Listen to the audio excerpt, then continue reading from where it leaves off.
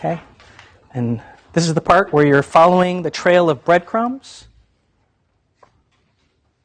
and what sort of things to look for. Okay. Getting a direction, right? When you first jump into an incident, you're not going to really know where to go. So some of this material here will help you find that direction, which way to head. When you're examining a system, you want to make sure you look, you want to make sure you are heading in a certain direction rather than randomly searching. So sometimes the incident response, depending on where it comes from, will help you point you in a direction to go. Where did it come from? Sometimes they come from IDS, IPS, or that SIM that I mentioned earlier, the Aggregation Security Information and Event Manager. Alerts can come from antivirus scans, or just an antivirus pop, actually, from something happening. Anomalous activity reported by a user, right? This is when the mouse is moving around and they're wondering why, or they're pretty sure that they didn't create certain files and they're popping up. System failure from denial of service attack. So on the surface, that may seem like the direct reason for the attack, but again, as I mentioned before, a denial of service like that could be a decoy in making the SOC and the teams start looking directly at that, and it helps the attacker go in the back door or find a different way to get into your network.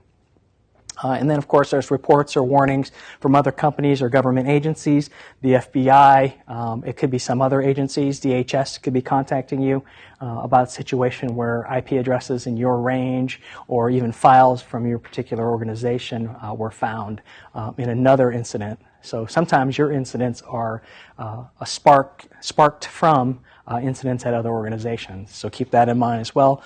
Sometimes when you see something on the news, maybe you should be paying attention and try to, if you know you have some connections with that organization, start looking into whether or not they had a spread from their network to other locations. They may have been taking advantage of trust relationships between their network and yours, just like yours might have been used as a jumping off point.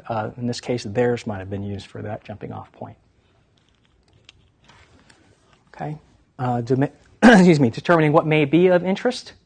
The information from your event trigger may help you determine where and how to look, where to look next. You want to start asking these kind of questions to determine where to start. What type of attack? When did the incident start, and has it ended? Is this an active network connection, or is there? Is there an active network connection? Have malware hash values been shared? Sometimes when you get an incident from a third party, could be FBI, DHS, or another organization, they sometimes share the malware or other files that were involved with the investigation. So you can actually do hash analysis based on information shared from another source. What types of files are being exfiltrated? If they are not being zipped and encrypted, you might be able to tell. Or if you find the staging site and you happen to see what type of files they staged there, sometimes they stage and then they have to leave. Or they get kicked out, or they lose their connection. So if you're fortunate enough to catch them when they're staging, you might be able to tell what type of files they were dealing with. In some cases, right, it could be the intellectual property type of documents. It could be the whatever type of business that your organization is dealing with. And then, of course, is an insider threat a possibility? In that sense, I think that question may be asked in most incidents, because you just don't know if it's strictly external or if there's always a chance that somebody on the inside could be helping out. So it could be a combination of both.